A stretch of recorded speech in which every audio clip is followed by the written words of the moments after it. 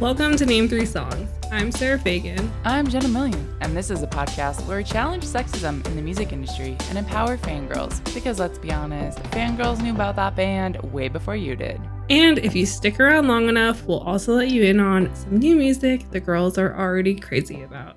And before we get into today's episode, we do have a new member of our Patreon community to shout out. So Aaron, thank you so much for joining us over on Patreon. We're so excited to have you. Don't forget, you have the amazing Discord server of friendship to go join so we can chat all things episodes and crazy TikToks we're finding and all other stuff about the goings on in the world of music and the bonus episodes that you get when you sign up for Patreon. So if you guys want to join us too over on Patreon, you can do so at patreon.com/name3songs. Or if you just want to leave us a tip because you enjoyed this episode, you can do that at paypal.me/name3songs. So Sarah, what are we talking about today?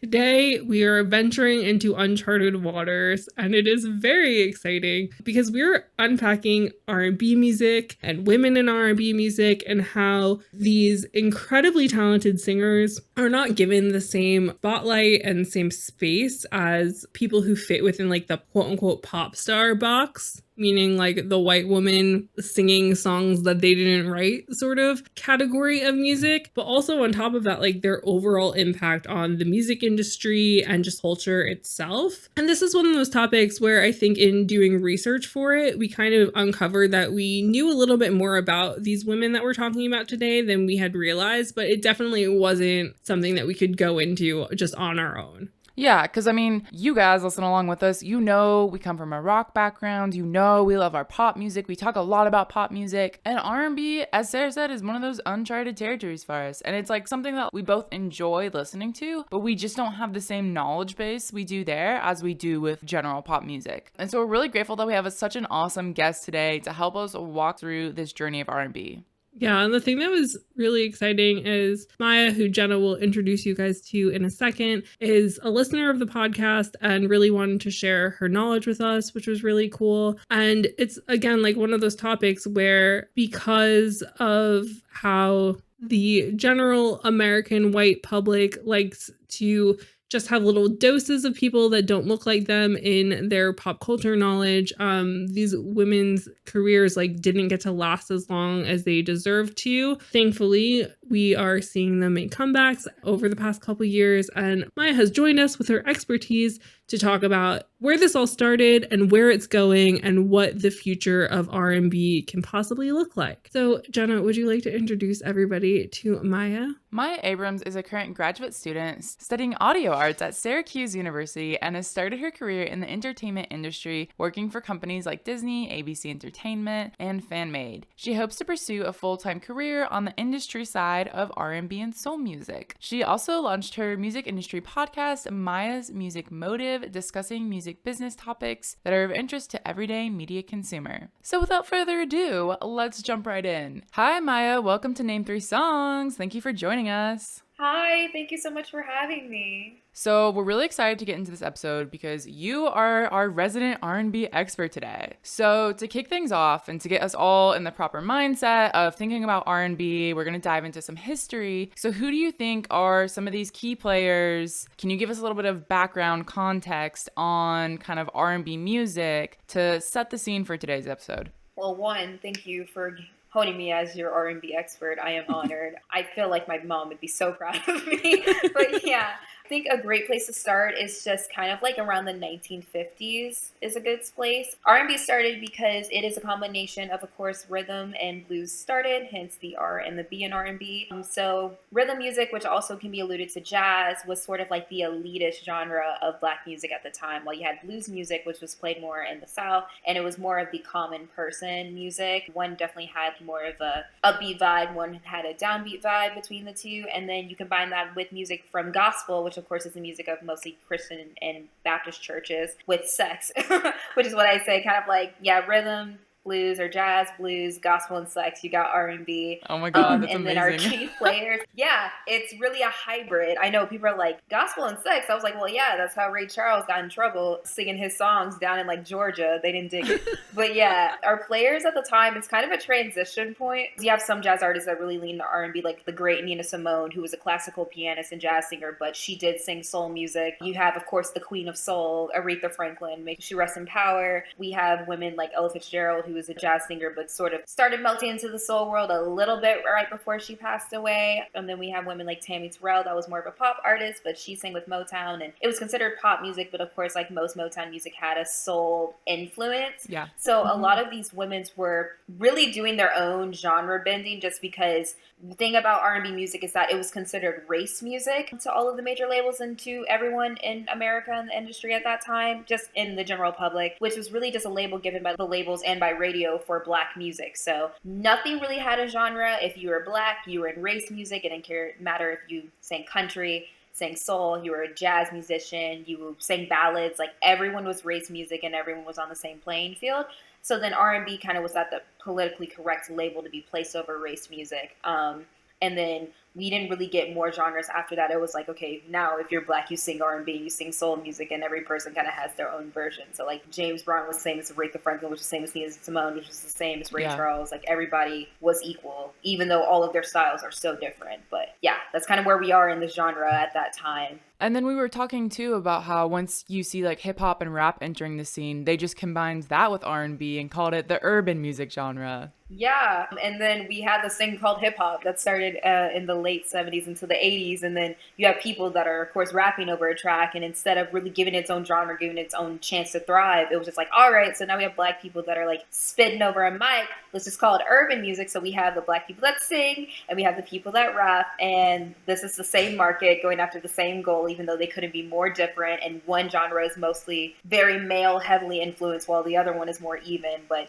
definitely doesn't matter at all. So yeah, that was another umbrella that we were given, and that's still sometimes used if you look kind of at different charts and different metrics. I mean, like, this is a topic that we've covered in past episodes of the podcast, of just like the way in which charts were labeled and genres were labeled, and like my personal frustration with the idea of music genres and how they pigeonhole people into ideas that don't necessarily fit them or suit them. Because it's like white people have always throughout music history and even to this day are kind of allowed to like jump around and sit wherever they want in the cafeteria sort of situation. Whereas Black artists still, even now, as we've talked about countless times, like have these issues where they get signed to a record label and they'll be like, okay, you look a certain way, so we need you to sing this type of music. And then they're like, but that's not what I sing, and you know that because you signed me. And they're like, yeah, but you look like XYZ, so therefore you need to sing ABC because you match their vibe or whatever. And meanwhile, it seems like R&B is like an overarching genre for any Black singer that's not rapping, that's singing. But yet if a white person sings R&B music, they're not referred to as a pop singer, they're viewed as an R&B singer. And so again, it's just that thing where you constantly have the white privilege of it all, where you kind of get to sing within a genre that you believe in, whereas like a lot of these Black artists that we're going to be talking about today kind of cross lines in what genres they're singing and like what stories they're telling in their songs and all these things, and yet they're still pigeonholed to a genre, or even sometimes they're not given like the level of success that they should be just because of the way they look or like the rules that some old white man put in place decades ago.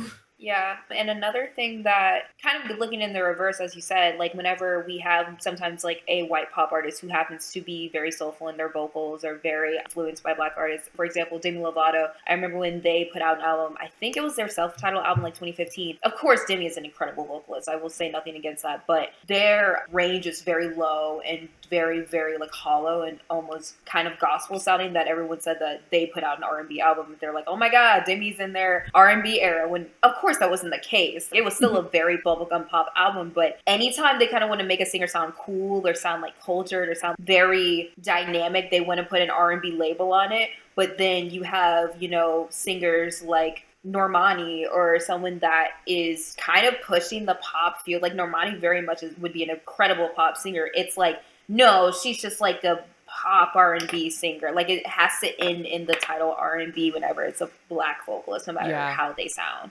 Absolutely. I mean, you just reminded me of, we spent a whole episode talking about people who left boy bands who then leaned very heavily into R&B in order to be cool in society and like to remake their image, and then sometimes still use R&B influences but mostly make pop records. So just remind me of that as you're talking as well. But you already mentioned Aretha Franklin. Of course, she is a huge name, a huge powerhouse just in music in general, like regardless of what genre we're talking about. You know, she's been an amazing influence for so many people. So just to give like a quick little background, we had a great article in NBC News by David A. Love in 2018, which detailed that Franklin was a soul singing global icon with staggering commercial success, notching 44 Grammy Award nominations and 18 wins, and releasing 19 albums in the 1960s, 11 from 1967 to 1969 alone. Like literally incredible statistics. But I think unless you specifically have studied this era of music or like know a lot about Aretha Franklin, you might not know that she was also a huge part of like the civil rights movement, and that a lot of Black musicians made music that was very closely tied to the civil rights movement.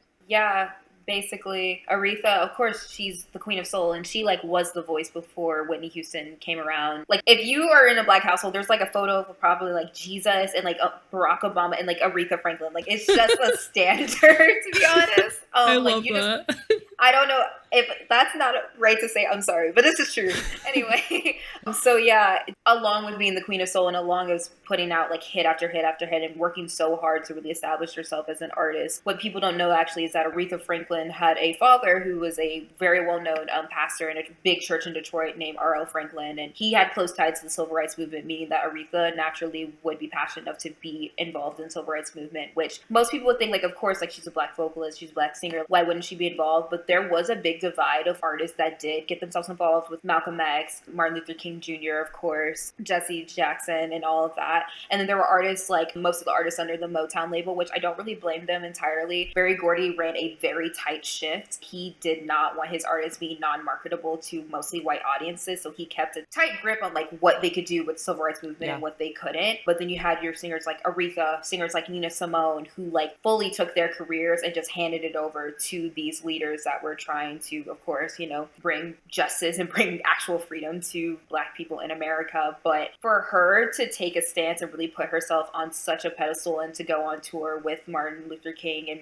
sing at these banquets and really turn her music into something that could be playable on the radio, but also really make a statement. Like one of her best albums was called Young, Gifted, and Black, which was after Nina Simone released her song called Young, Gifted, and Black. And that was one of the first times we had not just, of course, like a Black singer, but just a singer in general really say being Black is good and being Black is to be celebrated. And it really gave a whole generation of people, like, you know, this was probably like my grandmother's generation, also my parents' generation, when they were really young, that were being told by entertainers and by people in pop culture that who you are is amazing and celebrated and pure, and you should have that full right to proclaim that. Yeah, I love what you're saying. And I mean, we're lucky that we actually have a really great quote from Aretha in this NBC article I mentioned, where she said, "I believe that the Black Revolution certainly forced me and the majority of Black people to begin taking a second look at ourselves. It wasn't that we were all ashamed of ourselves. We merely started appreciating our natural selves, sort of, you know, falling in love with ourselves just as we are. We found that we had far more to be proud of. So I suppose the revolution influenced me a great deal, but I must say that mine was very personal evolution, an evolution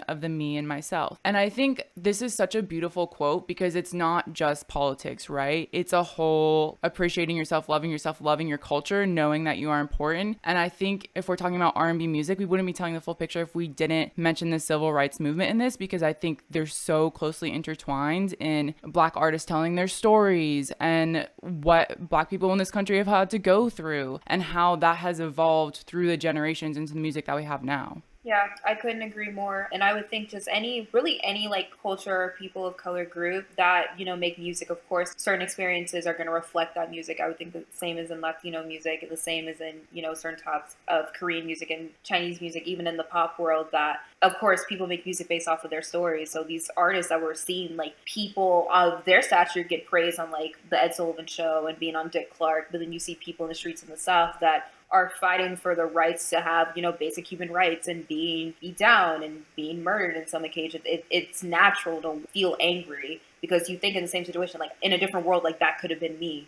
What makes me any different than the person that's on the street fighting for my rights? So I'm just very happy that these women felt strong enough and felt enough bravery and confidence and enough guts to not just take the easy road and be very passive, but really be at the forefront of that. And there's also the constant overarching theme that we discussed a lot in our episode about how like Black women created rock and roll music, is that there were these white men who were involving themselves in these movements or in these scenes, and like they weren't necessarily, I mean, I'm giving them the benefit of the doubt, but it's like they weren't showing up to be like, oh, let me steal this music. But because they were so heavily influenced, and yes, sometimes like would cover these songs or quote unquote make them their own like Elvis did. But so you always have kind of like these white men showing up and being like, oh, this is really cool, I want to be part of this, and kind of stealing it, like for lack of better words. And so I feel like that, again, is like the ongoing pattern you see here is most of these women were more celebrated after their time by the white general public, where you see these things where it's like a lot of people will know Aretha Franklin for like her cover of Otis Redding's Respect, and like these sorts of things where there's like very specific songs that quote unquote everybody knows. But when you think of everybody, it's more so like the people who watch American Idol and therefore know songs because of American Idol. Because when we were reading stuff before, I was like, oh, I know a few of these Jasmine Sullivan songs. And I was like, oh, it's because they were covered on Glee. And it's like, that's embarrassing. But also, thanks Glee for broadening my horizons, maybe, but like not everybody goes and downloads music after watching an episode of Glee, or goes and downloads music after watching American Idol or whatever. And so these women very much so, especially like Aretha Franklin, kind of changed music forever, especially for other young Black women, as we see just throughout everybody we're going to talk about today, and just in general when you listen to music. And the fact that there were kind of these white men just like mucking about and being like, oh, like let's do this too, and then them kind of being celebrated more so throughout their whole careers, whereas these women get celebrated in like tiny pockets, and then like once they're older or once they're kind of quote unquote past their prime, that's when they really start to be celebrated, because somebody who's important is like, hey, why are we not acknowledging how important they were? And then I was like, oh shit, we got to do that now. And I feel like that's another common theme here of like somebody important, whether it be in journalism or in music or what have you, kind of comes out of the woodwork and is like, hey, everybody's been using this person as inspiration since day one. And then everybody's like, oh yeah, they have. Now let's talk about them. And I feel like that's like what a lot of what's been going on here. I think one thing is a lot of these times we see these women's influence not really through them, as terrible as it sounds, but really through the women that come after them. Like, I don't know who said this specifically, but one person said, if you think that your favorite singer hasn't been influenced by Aretha Franklin, you're sick. Like, every woman, whether it's people almost close to their age, like Dionne Warwick, Chaka Khan, Patti LaBelle, Gladys Knight, they were influenced by Aretha, and they were like close in age to Aretha, to Whitney Houston and Natalie Cole, to Mariah Carey, down to the Victoria Monet, Jasmine Sullivan. Every generation picks something up from Aretha. So those women are really the women that carry Aretha's legacy. Like Aretha's legacy. And of course, now you have the movie that came out and like the National Geographic show that came out like recently, which I'm very happy about. But really, it was like generations of people learning about Aretha and taking her singing tactics and her vocalist just choices and putting in their music. That's really showed her strength as a singer and her strength as a woman. And those of us that are in the industry as Black women or women of color that have learned from her, like me being able to talk about this, I feel like I'm doing her my duty to share her legacy, which is one reason why I was like, I want to talk about this, like, please let me. So yeah, it's sad that, you have to have other people kind of be the voice of reason for these women. But at the same time, it's a beautiful thing because I always say like no one's a bigger advocate for Black women than Black women. And I think that this topic, as you kind of go through the course of it, will really show how that stands out. Yeah. So we're going to get into like a lot of women from like the 90s and 2000s period. But one thought I had as you guys were talking about this too is I wonder if there's a certain cultural nostalgia aspect to it, especially now that we're in the 2020s of like looking back 20 years ago, and like 90s culture was really cool. Now early 2000s culture is becoming cool again, of remembering these stars. Like we're going to talk about Lauryn Hill and like Brandy, and like, oh yeah, remember how great they were back then? Or like Aaliyah, they just released her music on streaming. But it's those types of things. It's like, oh, they were so cool back then. Like, let me like rediscover it, which like too, part of this conversation is maybe they are starting to get like this recognition that they didn't have to the same degree before. I definitely think you have a point with the like kind of the nostalgia kind of regurgitation, regeneration kind of every 20 years. This actually was the 20-year anniversary of Aaliyah's death, which really kind of shows like why she got put on streaming, why like all these things are being released like merchandise, why she's kind of being in the public eye again, which I couldn't be happier about. But I think sort of, yeah, like every other generation, people kind of look back for inspiration or look back at what was going on, and that really gives the opportunity for these people to be put on a platform. That definitely shows what women are being like recognized sort of like at award shows. Like Ashanti, who we'll probably talk about a little later, just received the Icon Award at the Soul Train Awards, which was great because I feel like she's honestly a little bit overlooked a lot of the time, and she's an incredible singer and songwriter. Yeah, and of course the cultural nostalgia wouldn't be possible, right, without, as you said, the Black women who are continue to be inspired by them and bring that into their music. So speaking of women who inspire, next up we're going to talk about Miss Lauryn Hill. So we had a great article in Time called How Lauryn Hill Educated the Music Industry 20 Years Ago by Brandon Tensley in 2018. And this details that on its release 20 years ago today, so in 2018, the miseducation of Lauryn Hill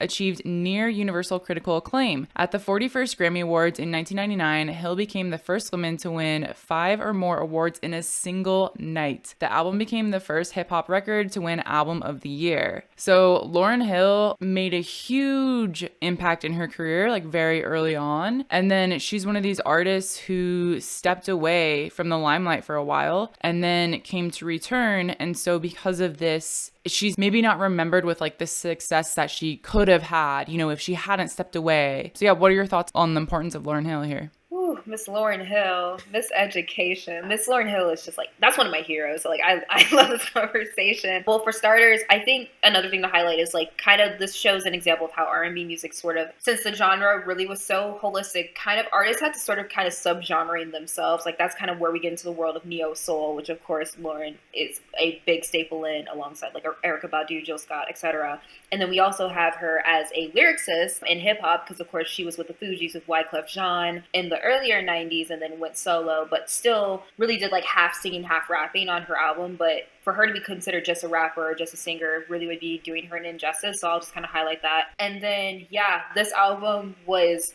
very vulnerable. It was very just a lot of soul searching. It was so well done, so well written, so well executed. I think she was sharing so much that kind of goes wrong in the music industry very early. Like one of the songs, which is one of my favorites, called To Zion, is a song dedicated to her firstborn son. And really what happened with the song is that she found out she was pregnant, and instead of really kind of like allowing her to go through this journey and become a mother, a lot of people that were working with her were like, you're at the top of your career, you're like the top artist in R&B and hip hop right now, and you want to have a child. They wanted her to terminate her pregnancy, and she wouldn't. And that's really how the song came to be, which is just a love letter to her child and really her making the decision to put herself over her career. But it's the fact that she was just able to be so vulnerable and just fully transcribe and singing like what she was going through at the time, and then also be rewarded Album of the Year. And she was the first Black woman to ever get Album of the Year, first hip hop artist to ever get Album of the Year. She is the first and only Black woman to get that award, may I add, as well. So she still holds that record or that title, even though it's been like 22, 23 years now. Then she just got like, sucked dry. And then the reason why like she's called Ms. Lauryn Hill is because, you know, she's very big on mutual respect, and she felt like she wasn't being respected by people at her label, people in the industry. She felt like people were kind of treating her like she was a little girl, that people didn't want to see her grow as an individual. They just really wanted her to put out another album to follow up Miseducation. And she ended up doing an MTV Unplugged, which she sang a lot of original songs that weren't finished, but that was really the last thing we saw of her, just because she just didn't want to deal with the pressure of putting out music that wasn't fully articulated and fully complete, and felt like it was really serving a purpose. And then she kind of just, like you said, disappeared. Now, granted, she kind of has been out and performing somewhat. There definitely is like a whole thing about her not always showing up on time and her sets being short, just because like, which is kind of like a running joke, but at the same time, it's like when you have someone that just got completely mistreated so young, because granted, she was my age, like early 20s when this happened, to fully bounce back and kind of entrust yourself with being in this world again, I couldn't imagine how it feels. I think for someone like her, it's like when you give people the gift of an album like this and everybody's like so excited about it and the world's just kind of like abuzz about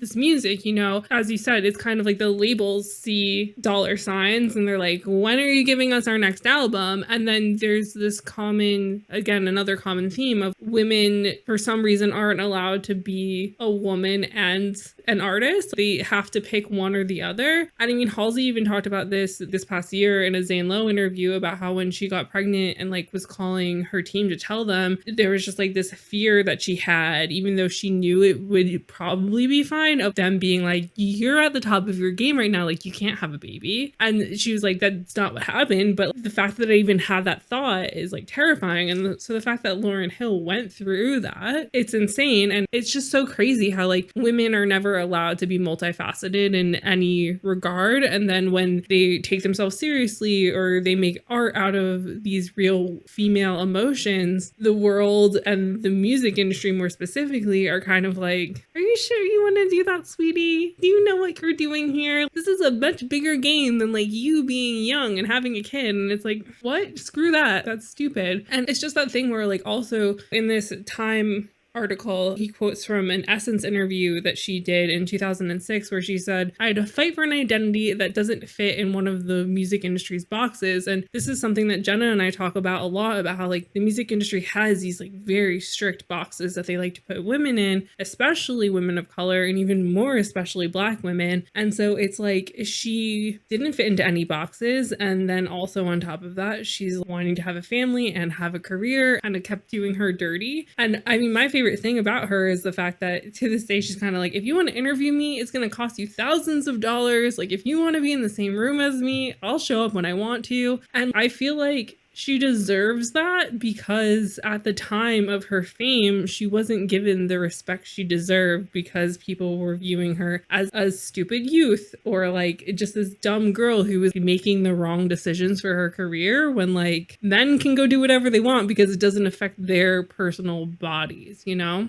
Yeah, and another thing is when Ms. Lauryn Hill was part of the Fugees, of course, like, Wyclef was very much seen as, like, the front person. Like, of course, she was special because she was the only woman in the group, but, like, Wyclef definitely was, like, the one that kind of took the shots, the one that really sort of led the group, the one that really seemed as, like, the person sort of, not, I would say, running everything or operating everything. I think it was more equal, but I think Wyclef was kind of placed as the head of it in terms of, like, the industry, in terms of the fans, how the perspective was given. Of course, Wyclef ended up being one of the best producers in music for a number of years, but I think people really underestimated Lauryn's power as a young woman and as a creator and just as a Black woman. And they were very conscious in their rap. Like, they were talking about issues that were very sort of like controversial at the time, and I don't know why people didn't expect her to do the same thing in her own solo music. I don't know if they thought, oh, she's solo, she's gonna like kind of diet back maybe a little bit, or oh, she's solo, like she's gonna kind of give us like a very traditional R&B album, even though what she was singing about was very much like fit the Fugees mold. So I'm kind of like, y'all should have seen this coming, 1 and 2, like the beginning of this neo soul moment, which happened of course at the end of late 90s, which was a very woman-led movement, which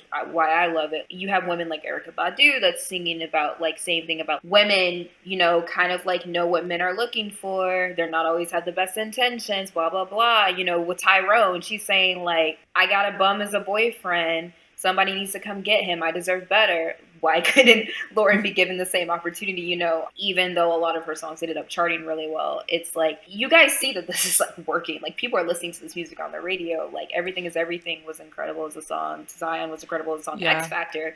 It's still played on the radio like today, but just wasn't given the same level of respect. I think it's kind of like she was singing her truth, but she wasn't being allowed to live her truth. And I mean, in the interviews that she has done, she's been vocal about her distaste for like the music industry. industry. Like, also in this Time article, Brandon says a friend of the singer's told Rolling Stone in 2003 that Hill, quote, despised the manufactured international superstar magazine cover girl that she felt she'd become. And then again in that Essence interview, Hill says that the industry is a small space designed for consumer mass appeal and dictated by very limited standards. So I mean, it's like the truth that she's telling in her music is the truth that she's like speaking out loud and like living as a person, but it's like we're not allowing her to be that person, you know? I mean, it all just goes back to like, we want to put you in a box. And I mean, it's amazing that she was very vocal about not wanting to be in that box, and it makes sense that she acts the way that she acts now. And it kind of just like also makes me think, how would the industry be if more artists took this type of stance of, no, you're going to give me the respect I deserve? Yeah, it puts a lot up to speculation in terms of why is it every time specific women, I'll say, when they start to kind of stand up for themselves and demand a certain level of respect, that they could be considered as divas or demanding. Going back to Aretha Franklin, one thing Aretha was famous for was doing shows with her purse like on her shoulder because she was going to get paid before she went on stage to sing. And that was like so controversial at the time.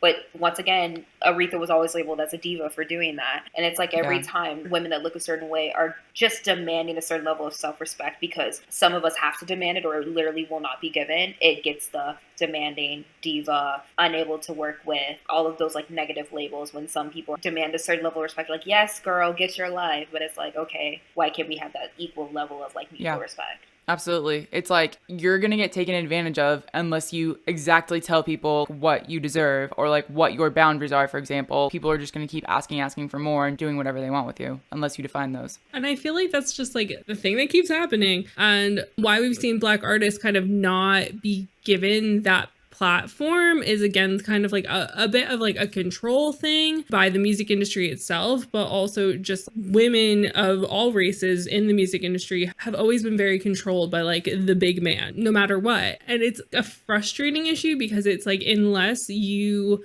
are daddy's favorite child or whatever, like your career isn't going to hit the mainstream in the same way. And this is like a common occurrence throughout a lot of this music in that we're seeing artists writing songs and then other artists get given those songs, or even people covering songs by quote unquote smaller artists or whatever, and like getting more success off the back of, like, not to be brash, but like more talented women in a lot of senses, because people like either a certain look or a certain vibe or just like a certain image, the industry or like the men in charge of the industry kind of view them as like a better poster child for that song. Because it's like that weird thing where when you do something really good at work and then your manager takes credit for it, it kind of feels like that's what has happened consistently to a lot of these Black artists who, because the industry was so stuck on the fact that Black women specifically had to do R&B music, that therefore like if a song sounded poppier or like could potentially be poppier, that a pop artist, quote unquote, had to sing that song rather than somebody who the white general public would look at and be like, that's an R&B singer. So this is a common occurrence. And one of the biggest perpetrators of this is Jennifer Lopez. Let's be clear. It's Tommy Mottola. The biggest perpetrator is Tommy Mottola, but the face of it is Jennifer Lopez. Maybe it's both, though. I don't know. Maybe I'm giving Tommy Mottola too much credit. Maybe I'm not giving Jennifer Lopez enough credit in her doing in this. Oh my God. So basically, when it comes to the Jennifer Lopez of it all, obviously she is the front for a more villainous human, which is Tommy Mottola, who is usually the main villain in this story. There have been other men who have done the minion work for Tommy, but Tommy is kind of always the end guy, you know? And Jennifer Lopez is just the face and maybe sometimes not the voice of the theft of these Black women's songs, you know? And again, it's this weird thing because it's like Jennifer Lopez is a Latina woman, but America and like the white American public has kind of been more welcoming to Latina women throughout pop culture. Like they were like the first people of color that seemed to be more accepted, which is something that we have acknowledged in other episodes too, of just like the pattern at which white people decided to start accepting others in places that they didn't belong before. Everything sounds wrong that I'm saying, but it's like didn't belong in the eyes of white people. Yeah, in the eyes of white people, you know? And so it is just interesting that Jennifer Lopez has gotten this bad rap. And there's so many articles about like, oh, like, is Jennifer Lopez really the villain in all of this? When of course she's not, because the singer never has that kind of power to go and be like, ooh, let's steal this song. It's always somebody behind the scenes. But she is a big perpetrator of this. And some of the women whose songs she has wound up releasing, or that she's like either quote unquote remixed or covered or even just completely released and the original artist hasn't gotten released, are names that a lot of our listeners will probably know and have that kind of light bulb moment of like, oh yeah, what happened to them? And like pull out their phone to Google, when it's like their careers aren't necessarily over for most of them. Like a lot of them are still making music, but because of the box that the music industry likes to put women in, their careers were kind of stifled a little bit. So they weren't the blockbuster names that they should have been because of that box that they did not fit in, and therefore their songs got taken from them and given to somebody who that song like fit with more. Yeah, Yes. I agree. One thing I will say, just a slight, not speaking for Latino women, of course, but like one thing about you kind of sliding in that they were more socially acceptable. Another thing that I will highlight just in all cultures that are non-white is that colorism does have a big part to play in it.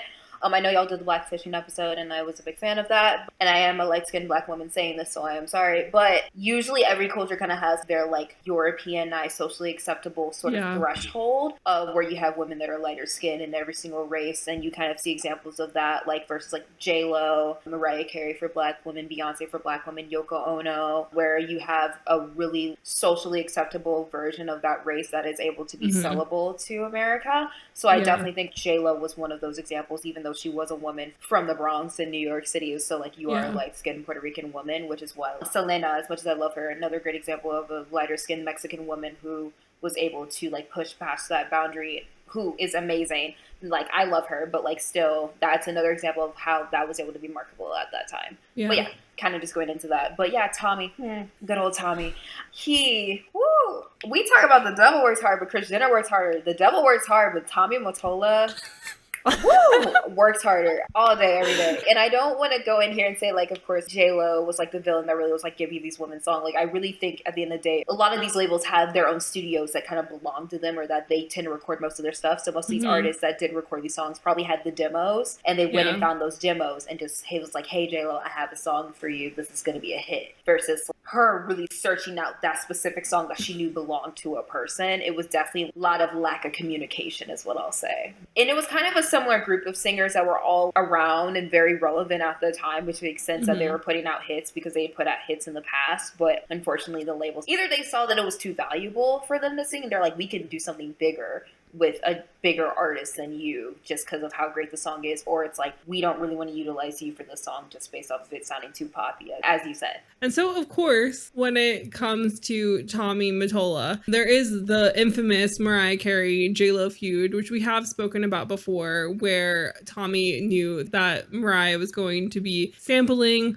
a specific song called Candy by Cameo, and so therefore instead, before Mariah could get that out, he was like, oh, let me do that for J-Lo. And then J-Lo got to sample that in her song I'm Real. And so that kind of snowballed into Tommy going and taking other people's songs and demos and using them. And so for one example that I'm sure a lot of you guys will recognize the name of would be Ashanti, which I feel like she's one of those people, again, where you either know her from her music or from John Tucker Must Die or what have you, but like she has been relevant in pop culture for most of any younger 90s kid's life, you know, like she was relevant. And she, again, was one of these women who should be a household name. I feel like is one of those people that when you hear her name, you're like, is she not a household name? But until you hear her name brought up, you kind of like don't think about her. And so she started making music as a teenager in the early 2000s, and she was signed to Murder Inc. Records in 2002. She featured on songs with Fat Joe and Ja Rule, so lots of names you probably don't think about right now, but were really big deals when most of us were like preteens or children, you know? And she actually became one of the first female artists to occupy the top 2 positions on the US Billboard Hot 100 chart simultaneously. So like her music career was doing really well. But again, it's that box that you belong in. And if your music goes outside that box, your music gets taken from you. And so basically what had happened was she was working with Ja Rule in the early 2000s. There was this Pop Crush article written in 2018 that is essentially unpacking the idea that JLo wasn't actually the villain, the men around her were. And so what this article is acknowledging is the fact that Ashanti was working a lot with Ja Rule in the early 2000s, and that they had teamed up for remixes for I'm Real and Ain't It Funny, which are Jennifer Lopez songs. And on both of those songs, you can actually hear Ashanti's vocals. They're uncredited, but when you listen to the JLo versions of these songs, you do in fact get to listen to Ashanti sing, which I think is quite funny because there are these artists that sometimes can't hit certain notes or like can't do certain sounds. And so if you go and do a Google deep dive, you will find out who the Black woman behind the voice actually is, which is saying a lot about just the fact that, again, these genres box people in and don't allow people to really have like as much creative leeway as they should be allowed to have. In the Black community, that song is kind of famous because like JLo says the N-word in that song, and everyone was like, "What the hell?" Like everyone was like, "What in the? How did that?" But like the fact that Ashanti sings it and then they didn't change it and just had JLo lip sync it or sing it, like it makes more sense how that just got like completely allowed versus like saying like, "Oh yeah, you got it, girl. Like you're from New York, you know how we do like whatever." Versus having Ashanti say the N-word as a Black woman and just keeping it. Because I always was like, I don't know how they allowed her to do that. Like that used to frustrate me so much. But that's just because they forgot they forgot to edit out Ashanti singing. So that's the thing that's just like so funny with it is they're like, oh, like we'll just put this in and it'll be fine. And then it comes back to bite them in the ass because they're like, oh fuck, we forgot that JLo isn't actually part of that community and maybe that shouldn't be here. But also, as we were doing research, I found an article where JLo posted like a 20-year anniversary of like, oh my gosh, 20 years ago, like I released my first track. And then everyone's like, you mean Ashanti released your first track? Like, people just like to this day trolling her for that. And one of Ashanti's biggest hits, which is What's Love, which I totally went to listen to. Like I went back to listen to these songs as I was doing research and I was like, oh yes, I remember now. Amazing song. But that was almost also given to JLo. And the next examples we have coming up too, same thing. There were several songs that were hits for these women that were still almost also given to JLo. And it's just one of those scenarios where it's like, thinking of this whole situation with Tommy Mottola, it's like, he's like, here's the pop star that I'm trying to build. Like JLo's already famous. She's an A-list celebrity, right? What is the best that I can take from my resources? It doesn't matter what the cost is to other people. I just want the best for this one person I'm putting all my money on, and is JLo. And a lot of these references, it's great that they got hits out of them, but I just love like the stories. We're going to talk about Amiri. She's a singer really around the early 2000s. She is from the DMV area, which is like DC, Maryland, Virginia, for those that don't know. And she's specifically from DC, and they have their own specific version of music called go-go, and that's like their subgenre. It's strictly in DC. Well, she worked with a producer named Darkchild, who was really popular at the time. He ended up working with like Destiny's Child, Michael Jackson, to name a couple of people, but he was like the producer. And they did a song called One Thing, which was like her biggest hit to date. It really was almost like the closest competition with Beyonce's Crazy in Love, which is one of Beyonce's biggest hits to this day. So like that showed the power of that song. But the reason that it ended up being released in the first place is that she wanted to save it for the album, but Tommy Mottola heard about the song and was saying like, it's going to get given to JLo. This is going to be another JLo single. And Amiri snuck into an office, got the demo, released the demo, and then taped a music video for it in a day to release with the demo that had been released out to radio, and radio picked it up. But that's literally the story behind her biggest song, because she wanted that song so bad that she's like, I'm gonna make it a single. Like, I will break into an office and release it myself to give myself the chance before someone takes it away from me. But that's honestly just like really good luck, and I'm so happy she got to keep the song. I love that song. I love the go-go sound in the song. It's such a crucial song for go-go music and for, DC as a city. And to think that it could have been reclaimed and completely done differently, like, I don't even want to think about that. Yeah. This story is like one of my favorite things, because this is another theme that we've seen pop up in like other episodes where artists have been told by their label, oh no, the world's not ready for this song, or like, no, it's not time to release this. And the artist is just like, what if I just leak it myself? And so I love that prior to like social media really being a big thing and all this stuff, Amiri hatched this master plan and that it worked. And so Columbia was actually put under pressure to like have this be a thing, because one side is like, oh, you have to remove this from playlists now, but the radio is like, no, we're obsessed with this. This is going to be a huge thing. And so Columbia wound up having to move super quickly and issue it as an official single, literally like in the first week of 2005, which I love. And so it's again these things where it's like, at this time when radio had so much power, it essentially gave a voice back to somebody whose voice was going to get taken from them. And I think that that's just like a really powerful and crazy thing. Damn, you're right, Sarah. I was gonna say, because like one of the articles I was reading say that like the record label tried to pull it and the DJs were like, no, it's already going off, we can't, sorry. And I'm like, wow, radio did one good thing for America. It did one good thing.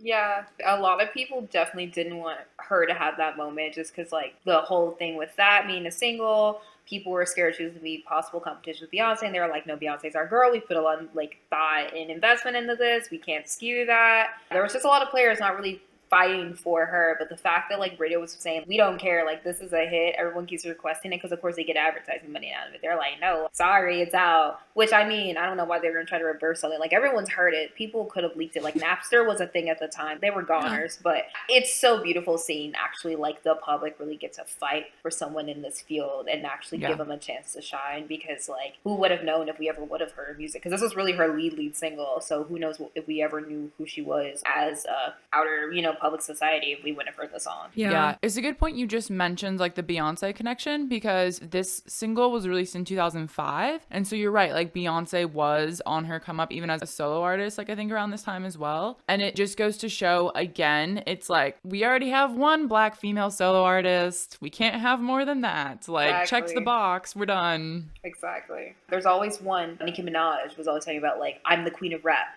And like, of course, for a decade, I agree with that statement, but like there was always one. And we had very few eras of music where there's multiple thriving at the same time, which was so great about like even female rap in the 90s. We had Lil' Kim, we had Da Brat, we had Missy Elliott, we had Queen Latifah, we had Lisa Lopez from TLC. We had a bunch of women doing amazing and charting. But then we went to, oh, Lil' Kim's the one. And we went for, oh, Nicki Minaj is the one. Even though we had a lot on her level. And we see that where we have almost like a token, like Beyonce's our one. Even Rihanna, they're like, no, like you're not our one, Beyonce's our one. And now we're kind of at a time where with both rap and R&B, like we have so many female rappers that are just completely outdoing men, to be honest. And then we have a lot of R&B singers in the same light that are completely outdoing men, to be honest. It's like now we kind of have a 2 or 3 or 4, but it's sort of like we have our one, but like we'll give y'all a couple more. Like it's sort of slightly pushing. They're too good to not recognize sort of thing where there's not a one right now, which is really cool to see, but it's definitely that token platform or pedestal sort of mentality. Yeah, like even though we have a few more now, there's still the resistance. You can still feel it. 100%. I feel like that is, again, the thing that's so interesting, because just as like a slight other mention for another J-Lo, Tommy Mottola situation, you also had Christina Milian, who people, again, will probably recognize her. She's done stuff on Disney Channel. She sang like the Call Me Beat Me song from Kim Possible. So, I mean, like, she's definitely been somebody who's like popped up in pop culture throughout the years, but she was credited as a co-writer for Jennifer Lopez's song called Play, but she also is featured on vocals, and so some people even think that she sings the entire hook of the song. Again, this is like the conspiracy theory of like, can J-Lo actually really sing? Personally, like I always correlate Jennifer Lopez as an actress rather than a singer, so whenever I'm reminded that J-Lo is famous to a lot of people as a singer, I'm like, oh, right. But this is the thing, is that a lot of these women who J-Lo was given their songs of or almost given their songs of, they're famous for lots of different reasons, but they never really got their huge time to shine in the pop culture zeitgeist, so to speak. And so I think that that brings us to somebody who did, but also didn't in some ways. So we can't talk about women in R&B music without talking about Brandy, because I think that Brandy really was like an icon and a moment, and her career is restarting kind of recently. But in the late 90s, early 2000s, I mean, like she was on TV with Moesha, she was in movies with her Cinderella rendition with Whitney Houston and Whoopi Goldberg, and she had a singing career as well. And she kind of was really encapsulating what the 90s was all about, which was like a one girl getting everything. Because if you really think about it, I mean, like also around that time, it's like Britney Spears and like Melissa Joan Hart and these people who they were very much a brand. And Brandy was very much a brand. And it's again one of those things where because she was like nice and friendly and very much like the girl next door and very palatable to the American family, but at the same time, she wasn't given the opportunity to reach like the tippy top of the skyscraper of fame. Because again, there's still that box where it's like, oh no, she's not fitting in this box, even though we've literally given her every possible opportunity to not fit in that box by giving her TV and movies and music and everything. And like, I feel personally, her career, she should have been one of those like big pop girlies, but she wasn't because again, it's still like she has to fit in R&B, even with giving her kind of the Disney star treatment. And so it's just really interesting when like, again, these women are all kind of like stifled even when they're given the perfect mixture of opportunities. Yeah, I mean, I think the thing with Brandy is like definitely at the time she was almost like a perfect storm of talent and potential and just exposure. I mean, she was on UPN with Moe Show, was one of the top rated shows at the time. She had her solo career. She was in Cinderella next to like Whitney Houston, which was like an honor as a teenager, and even got to like kind of pave the way for her brother AJ to sort of like start his career as well. And it's just crazy how someone can go from being like on a Song of the Year, like with The Boy Is Mine with Monica, and like doing all these amazing things and being a dark-skinned black girl at the time with like braids and really kind of starting the new millennium off at like a really high note to sort of just kind of disappearing almost. Like she would show up at certain times, like she did the Whitney Houston tribute in 2012 for BET and she kind of sang and she was on The Game, but it was like she just was at the top of the world. If I saw like Britney Spears here, I would say like Brandy would be like right here, kind of like looking eye to eye. And then it just kind of got ripped out from under her. And I mean, of course, there was a lot of like personal things going on in her life, but even then, it was like everyone just sort of forgot her impact or forgot what she gave us. I mean, to your point right there, you said she was almost eye to eye with Britney. Look at how much of a household name Britney is as compared to Brandy from like a very white American perspective, you know? And it's like now we're like talking about the cultural outrage of how we did Britney wrong, but it's like we're not having this conversation with, you know, black female artists who went through their hardships. Yeah, and I mean, the thing with Brandy also was, I mean, like, she was the first black singer to be a face of CoverGirl. She had her own line of Barbies. I think I have a Brandy Barbie doll. Like, she was the moment, you know, but still somehow she got lost in the shuffle in some ways. And I mean, like, there is this interview with her in 2017 with the LA Times, and they're talking to her about how she was entangled in litigation with her label and like what her plans were moving forward. And so it's like somebody who was like a household name, was like doing crossover hits, had a Barbie line, had a TV show, like all of these incredible things. If they can get entangled in label litigation to the point where she was like, oh yeah, like I want to go indie, I want to see if I can do this on my own. Like, it's so crazy that that was what her trajectory wound up being, where she got stuck in these issues that somebody of that level of fame should not have to deal with. Yeah, and I think another thing is that usually women that are given a certain level of power that is almost like past their expectation rate as well, so their timeline usually that's been given to them starts to kind of be put in a room where people are sort of questioning them or questioning their abilities. Sometimes they'll say like, oh, you cheated your way to do this. Oh, you must have slept your way to get here. And then it makes the person start to question themselves, because Brandy always says, like, I always question myself as a vocalist, I always question my vocal ability, which is insane to hear because she is the standard for a lot of pop and R&B singing styles, like the whole vocal layering thing, all of the cloudy sounds. Like anytime you hear like Ariana Grande layer herself 24 times, very much a Brandy inspiration that her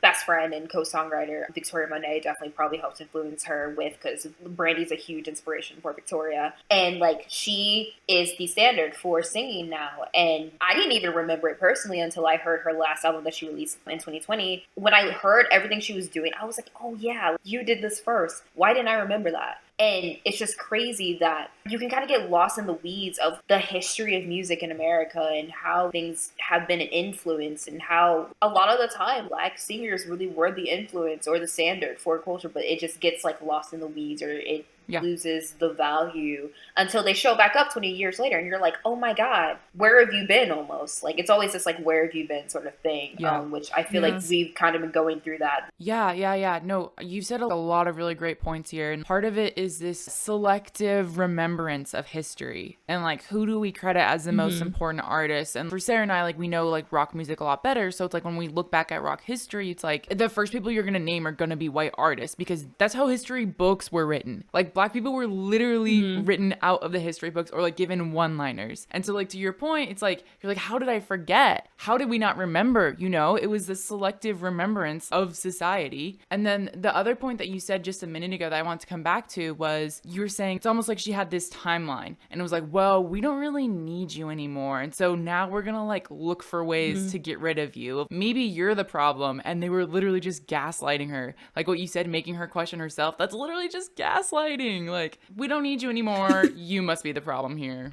Well, there was actually this really incredible interview with her in the Washington Post in 2020 with Helena Andrews Dyer, where Brandy was promoting her B7 album, and she said, quote, there have been times where other people have intentionally tried to make me feel like I'm a has-been, and part of me, the weaker parts of me, bought into that. I really believed that. I really took time off. I was lost. I didn't know what my sound was. I didn't even know if I was important enough in music to put together a body of work. And so Helena goes on to explain how like Brandy's fans refer to her as the vocal Bible because of the depth of her sound. And she's like, how could Brandy possibly think that she didn't matter? And Brandy goes on to say, it's those feelings that you get when you're not all the way sure. I doubted what I thought was good. Those were my lowest of lows to not know who I was. And this is the thing is it's like what Jenna was saying, it's like selective remembrance, people picking and choosing like who lives past their quote unquote prime in the spotlight. And it's like she had played such a role in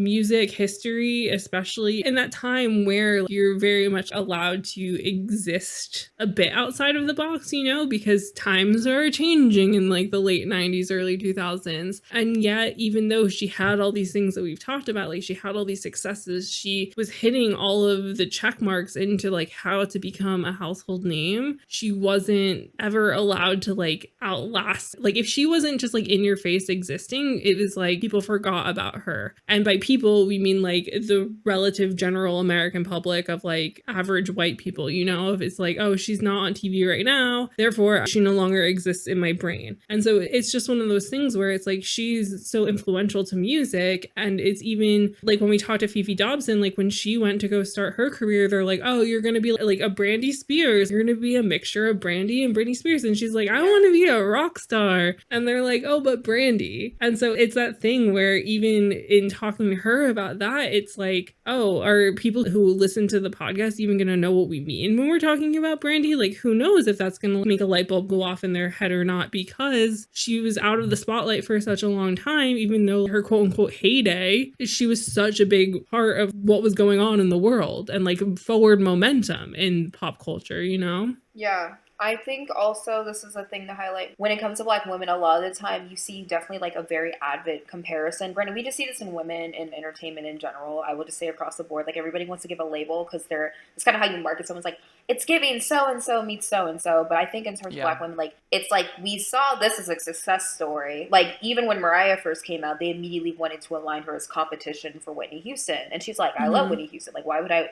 No, like I'm me. She's her, you know, we have our own lanes, but also that's usually a common thing where they want to find, like when Normani first started singing, even though Normani's more of a pop singer, they really were like, how can we get her to fit the mold of like Aaliyah 2.0 meets Janet Jackson? And I definitely think those are a lot of her inspirations. So you can see in like her dancing style, her videos, her choreos, it's insane. But like, why can't she just like be Normani?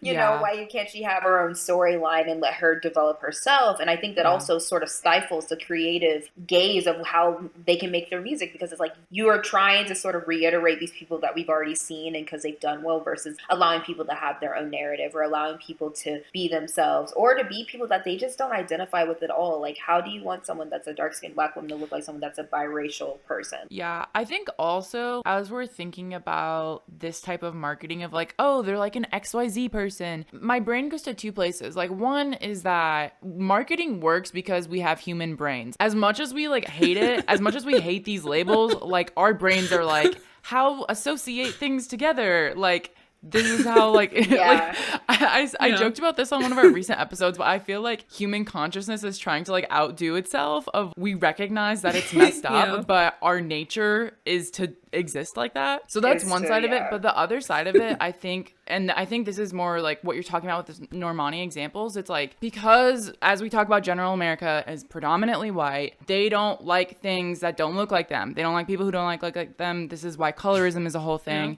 And so it's like, ooh, if you have something that I can't relate to because I can't relate visually, because we judge people visually so much, I must somehow relate them with something else that I know is safe. And if Brandy is safe, or if Aretha Franklin is a safe black woman to me, and you relate Normani to that, then maybe I can accept Normani. It's like that. How can a white person relate to this person who looks so different from them? Like, as dumb as it sounds, as much as I hate to say, it's like, that's literally how our pea brains work. I mean, no, you're 100% correct. And I think that's one reason why I'm going back to Ms. Lauryn Hill, why that didn't work, is because it's like, Lauryn Hill is so unsafe and just so radical to them and saying these things that like we can't even try to make sound appropriate for this audience. And it's like, that makes a lot of sense why her career sort of worked out the way it did versus people that are considered more like sellable, passable. You know, there's definitely a certain like, I mean, there's always the archetype of like the safe black person, you know, being quite honest, like I've been told that I fit that mold, you know, being lighter skinned black woman, being a black woman with extensions. Those are things that people pay attention to. They're like, oh yeah, you're good. Like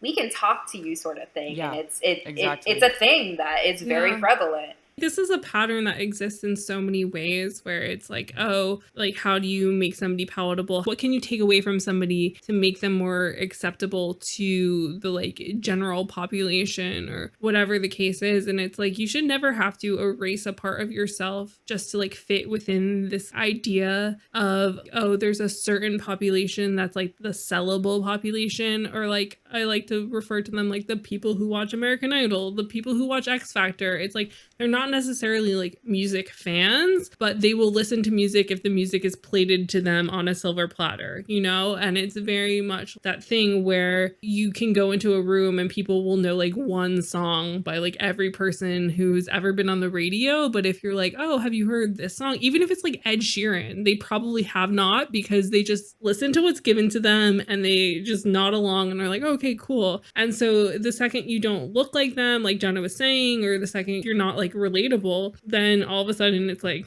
oh, this is scary. I don't know what to do now. And that's why I think we do see this pattern of these black women in R&B who might not 100% fit with like the music industry definition specific of what R&B is, or like are trying to do something a little bit different, or trying to tell real stories or whatever, of them going on these like elongated breaks and having issues with their labels, or having issues in their personal lives, and like their label not wanting to be understanding of them being a human because they are just viewing them as like a monetary gain. And I feel like that brings us to the last specific example that we're going to be talking about today, in Jasmine Sullivan, who is somebody who I didn't even know that I knew who she was until you mentioned her. And then I will go down this rabbit hole. And like I said at the beginning, it's like, oh, I downloaded some of her music once because I heard her be covered on Glee. And it's like, most people who watch Glee might not be doing that, you know? And again, it's like that general population of watching a show, buying the Glee cover on iTunes afterwards, and like never revisiting like where that song came from or like what the deal is. And she arrived on the music scene in 2008 as a 21-year-old protege of Missy Elliott. And her career just kind of exploded in that within her first two albums in 2008 and 2010,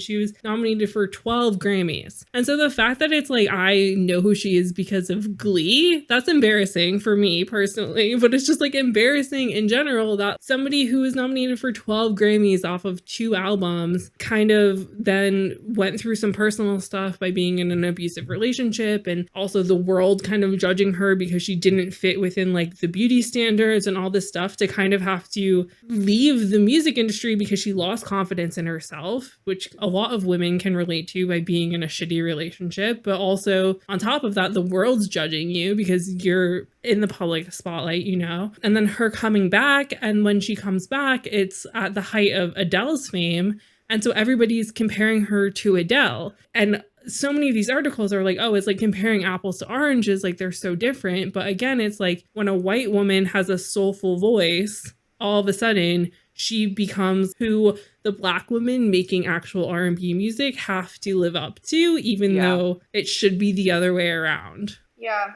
And a lot of these times, even in retrospect to Adele, I think a lot of these people don't even intentionally place themselves in these positions. Like, I think very much Adele is a singer and a woman who has grown up around Black culture and really respects it and respects the place that it has in her life without fully, like, adopting it and doing the whole appropriation thing like we see in some other singers. It's just, like, that people have to give them this overextended gratitude of like, oh, Adele, you are incredible. We must give you the R&B label because you are so fly and you sound so holistic as a singer. But then even when she won her Grammy against Beyonce, she's like, this is completely out of whack. Do you not see what this woman has done for this entire community of women that look and feel just like her? But it's like, no, take your award, bye. And then you have someone like Jasmine Sullivan, who those two women couldn't be more different, even in their songwriting, their singing, their ranges. Like, they're just night and day. Like you said, apples and oranges. But it's like Jasmine Sullivan, it does not fit any type of box, nor should she ever feel the need to. But it's like, you're good at what you do. We want to give you credit. Take this box and fit it. Like, no, she's been in this industry. She has paid her dues for almost, I think, about 15 years now. Yeah, because Hotels came out in 2021. So this is like one of her third or fourth project. But why should it take 13 years for someone that's gotten 12 Grammy nominations to finally get the respect of the Rolling Stones, the Pitchforks, the Billboards? I think Billboard gave her a little bit of respect earlier on, but like Pitchfork was like, you're the best album of the year. Like, well, yeah, you're not wrong, but also, what are you supposed to do? Say thank you and bow because someone finally got their recognition 15 years later? Like, she's been one of the best vocalists of her generation, and those that knew, like the girls that got it, and the girls that didn't just found out this year. But why should it take someone of that stature and training and a protege of Missy Elliott for people to figure it out just now? Also, on the Adele side of things, again, going back to the general music listener, and of course, like England too, being a very white country as well. For people who are not well versed in the nuances of R&B, anything that sounds slightly soulful, you're like, R&B, there it is. There, Adele, R&B, baby, you know? Like, they don't know. They don't know the difference because Adele's the only frame of reference they have. Like, maybe Whitney Houston, like, All I Want for Christmas Is You, you know, maybe the hits, right? They just don't have a frame of reference for what neo-soul is, for what future R&B is, the nuances of this genre. So it's like, a white person doing it, they're like, oh yes, this must be everything under R&B is Adele, you know? And it's just like lacking that context, lacking the frame of reference, lacking the interest of it all. There was this really good article on Hello Beautiful in 2016 where they were essentially just explaining an Associated Press interview with Jasmine. In this AP article, they're like comparing Adele and Jasmine because that's what happens, of course. In this article, what this author, Zon Demore, is saying is that Jasmine's most recent album as of 2016, which was her 2015 album, Reality Show, while it did debut at number 2 on Billboard's top R&B/hip-hop albums, which, as we discussed in the beginning, R&B and hip-hop are vastly different things, and once again, just like something that these charts throw mostly Black people into, like this category. The CD only sold 30,000 copies in its first week, and like as we've talked about on the podcast, CDs haven't really sold well in the past like 10 years, so like that's not really a huge number to think about. But in that same time frame, Adele released her single Hello, and her album 25 sold over 15 million copies worldwide within its first month of release. And so again, it's like comparing two people that should not be compared because it doesn't make any sense, but also it just goes to show how few R&B/hip-hop albums were coming out around that time, when like 30,000 sold albums gets you to number 2 in the charts, just like in 2016, like Frame of Mind and like all of that sort of stuff. But the thing that really hit me, and I think is something that we all need to think about, because I think a lot of even fans still to this day, even when album sales aren't great, constantly think about album sales and charting positions. And again, these are things that we've talked about in past episodes, is that Jasmine Sullivan is like, should not be something we focus on. And so what she said to the Associated Press is the tours were sold out. And I just felt so much love because again, she's like returning after like a 5-6 year hiatus, you know, and she's like, I don't get too much into album sales and anything like that. What I do tend to do is if I go to a show and it's sold out and if people are singing the lyrics to the songs, that's the kind of stuff that makes what I do so great. And I feel like this is the thing. And like, I just really, this is how everybody should base how, like, if they actually want to be a fan of an artist, it's like if the artist actually cares about their artistry and like the numbers aren't the thing at the forefront of their mind. And so everything about her that I've learned in doing research for this episode has just proven to me that the music always comes first for her. And that is similarly to Miss Lauryn Hill. Jasmine Sullivan's like, I'm not going to let somebody dictate who I am or what music I'm putting out or what I'm doing. I'm going to tell my truest story, my friend's truest story. I'm going to give a voice to the stories that aren't heard all the time, which I think is incredibly beautiful and necessary in a genre that kind of gets looked over and appropriated as often as it does. Yeah. And I think one thing that's so special about R&B is that storytelling is very much at the forefront. And I actually, ironically, just saw Jasmine Sullivan at Day in Vegas in November.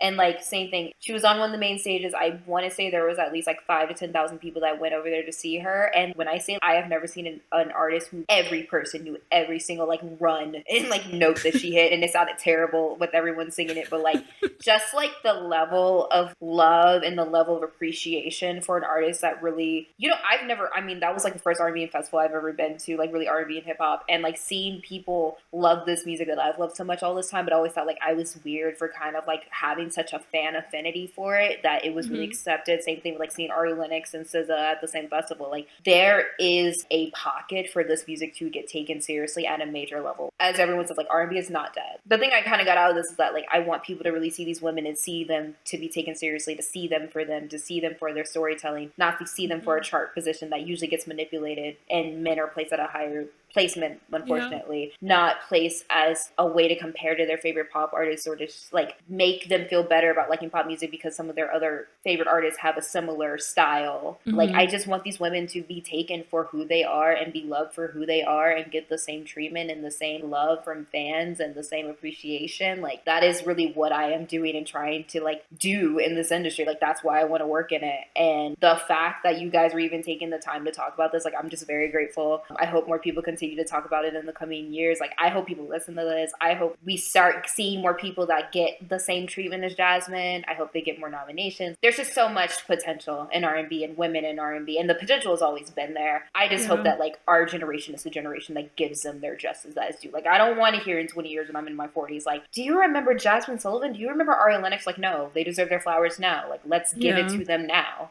I'm off my soapbox now.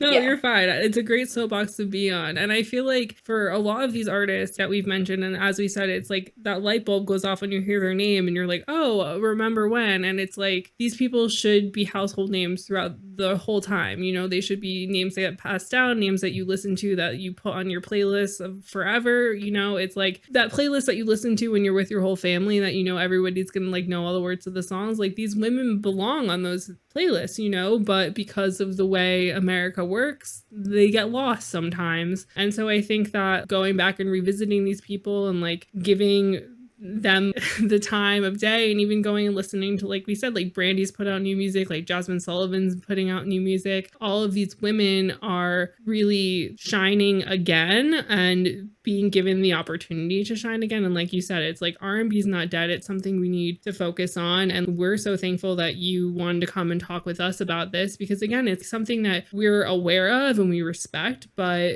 you get so stuck in like your music genres, which so many people of like our age talk about how it's like, oh, like when I'm sad, I'm just gonna go put on pop punk because I'm always stuck in 2005, no matter how problematic that music scene is or what have you. And so it's like the gift and joy of this podcast is being able to broaden our horizons, learn more about artists that we maybe liked when we were kids, or still like they'll come on and we're like, oh my God, and like randomly we'll listen to somebody's whole discography for like a week, you know? And just so many of these women like deserve to be celebrated to this day, deserve to be celebrated like throughout their time. That was the one thing that just really, really stuck with me in so many of these women's stories is that they felt like they needed to step away from music when all they ever wanted to do was make music. And that's just so upsetting because it does happen with white women's music careers, but like not as often. And most of the time, even if they do want to step away, they're not allowed to, because it's like, no, look at this contract you signed. Whereas it seems like with these women, they're like, oh, we don't care about that contract. Like, we'll get stuck in litigation forever. As long as we don't need to deal with you anymore, it's fine with me. Whereas like Britney Spears was like forced to be a workhorse for years, and like or like whatever the case is. And so that's a thing that I think just really, really struck me, is it's like, these women were so beaten down by the general public or their peers or other people in the music industry that they had to stop what they were doing, even when they were like at the height of their career, just because they weren't given the same shot as everyone else. And it's like really incredible to see that a lot of them have come back, and like that there's space for them now, which like sounds fucked up because there always was space for them. But again, it's that thing of the general wokeness that the world is allowing itself to have, or like a lot of white people are giving themselves permission to have now, is giving these women back an opportunity that those same white people probably stole from them at some point, you know?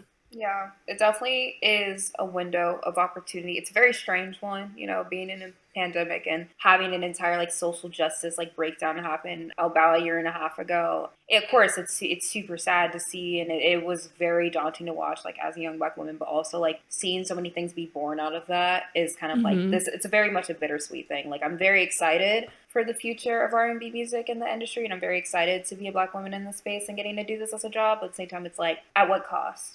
Like, what did the people before me, or what did the women before me have to sacrifice for us that are my age, that are singing, that are in the industry, that are professionals, to be here and to finally get a window to, you know, feel like we can speak, feel like we can fully vocalize how we feel like that we can talk about these things without being fears of being blackballed, etc. Getting contracts canceled, etc. Well, what you're saying now, and what we talk about a lot with issues, is sometimes it feels so impossible. Like, it feels like there's still so much, like when we're talking about reaching, you know, equality or whatnot, like there's still so many steps we have to take to get there. But it's like every day, every year, every artist, every person in the industry who's taking a step forward in the same fight for these things is another step forward. And this is what you were saying earlier. It's like these Black female artists referencing all the Black female artists before them, everyone building together, building on that continuous story to help move this conversation forward. And another thing I just wanted to point out was, you know, Jasmine Sullivan and Brandy having albums very recently. Jasmine Sullivan is 34 and Brandy is 42. So not only is it amazing that we're having more young Black female artists that who are allowed to put out music, that are allowed to perform at award shows, but we're having women in their 30s and their 40s who are being allowed to release music and kind of have a resurgence. And that's really cool too, because we don't often see that a lot. That's very true, and that's a very good point. It's kind of an opportunity on both ends, and, you know, they're getting spots on television, like Brandy's on ABC right now in Queens. It's a very exciting time, and I'm just really, really excited. I hope that things like Respect, featuring, you know, Aretha Franklin, Jennifer Hudson as Aretha Franklin, like, I hope these movies keep being made, because it's good to see a peak. Like, even before doing this, like, I watched the Aretha show that National Geographic put on with Cynthia Erivo, and that was just so much great insight to see, like, everything that she had to sacrifice at the time, but just very much sometimes doesn't fit in the storyline, because her career was like 50 years, I think, 50 to 60. And sometimes we don't have time to like always think about those things, but just seeing what people put up with every single era of music, whether it's from like Nina Simone, Aretha, to like Jasmine Sullivan, Brandy, like to Ashanti, to Mariah Carey, like every single woman sacrificed something. And I just hope that their sacrifices don't go unrecognized. Absolutely. I think that's a beautiful note to end on. So, Maya, we just want to give a big, big, big thank you for coming and sharing all your knowledge with us today. You've been an amazing guest, and thank you for bringing all this knowledge to our podcast. Thank you so much for having me. I had so much fun. Yeah, thank y'all for having me. I love this podcast.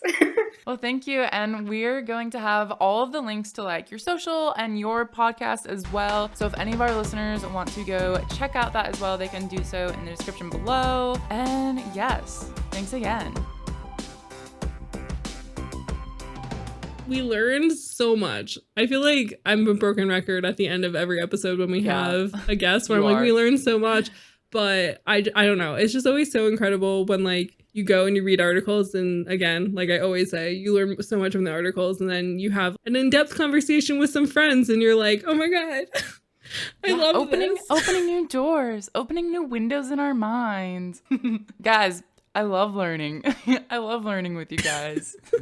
But I will say, after that really nice conversation and like the really nice ending we had, one thing that did pop into my mind was how right now hip hop is like one of the most popular genres, absolutely dominating the charts. And we have a lot of female hip hop artists also dominating the charts too. Is that R&B as a genre isn't as popular as far as like pop, we're talking about popular music goes. Like a lot of the artists we're talking about and a lot of the artists that are kind of more popular right now, like proper R&B artists, are like not mainstream popular artists. And so I was kind of just like puzzling as to like why we see that distinction. But I think there are still a lot of R&B elements in both like songwriting and vocal styling that are incorporated into pop music, just like its subtleties. Yeah, definitely. I'm just like really intrigued to see the music trends that are going to come over the next couple years, just because I do feel like, as I've said a lot, like genres are starting to not have as much meaning, and like there's less need for only one woman to exist within a specific genre, you know, like it feels like there's more space for women to shine and have a voice where they didn't before, or their voice was taken away from them in like a way that was just completely unnecessary to do, because it's like, oh, we have to make room for someone else, like there needs to be space for somebody else, whatever, you know. But for you guys listening, as we obviously love to discuss these episodes with you, I mean, like, is R&B a genre that you listen to? Like, are these artists that you are passionate about, or is it something like we were talking about before where like a light bulb went off and you were sitting here listening to the episode and Googling to remind yourself about somebody who at one point might have played a big role in your life, but because again, it's kind of like when one stops, a new one comes up, because there's always only room for one of them, like especially in like the late 90s, early 2000s, that people get forgotten and they just become part of like a certain space and time in your brain, you know? And like, what are your hopes and dreams for R&B going forward now that the music world and the world at large is like becoming more accepting for things that don't just make the American Idol public comfortable? If you have thoughts and feelings about that, come reach out to us on social media. We are at Name3Songs on Instagram and Twitter, or you can talk to us personally. If you have beef or if you have words of adoration for us, you can come talk to us. I am at Sarah_Fagan and Jenna is at Jenna_Milian. So thanks so much for joining us this week on Name3Songs. Until next time, never let anyone make you feel bad about your favorite band. And remember, you're never too cool to listen to Jasmine Sullivan. Don't forget to subscribe to be notified when each episode comes out, and don't forget to leave us a 5-star review. They really help. If you want to find out more about any of the sources we referenced in this episode, you can visit name3songs.com.